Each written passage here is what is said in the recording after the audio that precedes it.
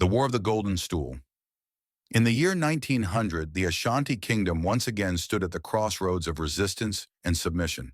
For over a century, the Ashanti had fought wars with the British, sometimes winning, sometimes losing. But what came next was not just a war of guns and swords. It was a war for the very soul of a people. At the heart of the Ashanti Kingdom was no ordinary throne. It was the Golden Stool, a sacred object believed to hold the very spirit of the nation. To sit on it was not just to rule, but to carry the destiny of the Ashanti people. To touch it unworthily was a grave insult. In March 1900, the British governor, Frederick Hodgson, entered Kumasi. He demanded what no foreigner had ever dared to ask, the Golden Stool itself. In his speech, he declared, "Why have you not brought me the stool? Where is the Golden Stool? I, the representative of the Queen of Britain, must sit upon it." His words fell like a curse in the royal court. The chiefs were silent, stunned by the ignorance and arrogance of the demand. For the Golden Stool was no mere chair of power, it was the soul of Ashanti. Back in their homes, the chiefs began to prepare for war. But it was not a king, nor a great warrior, who rose to lead them. It was a queen mother, Asantewaa of Ejisu. Standing before the gathered chiefs, her voice thundered through the hall. "If you, the men of Ashanti, will not fight, then we, the women, will. I shall call upon my fellow women, and together we will fight till the last of us falls on the battlefield."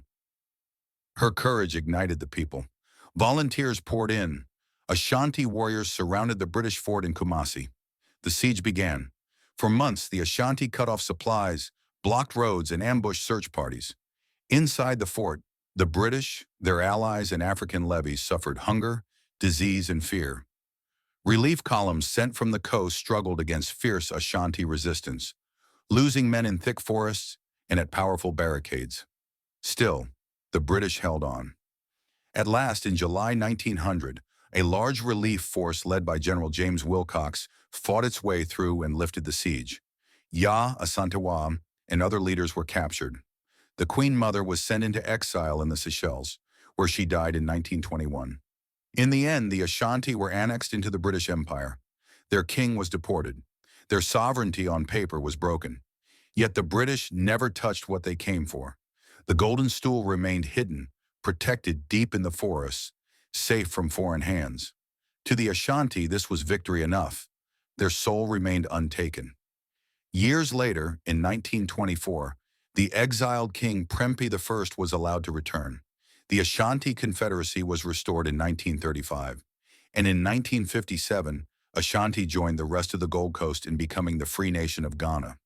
But through it all, one name shines brightest, Asantewaa, a queen mother who rose when others hesitated, a woman who dared to speak when men fell silent.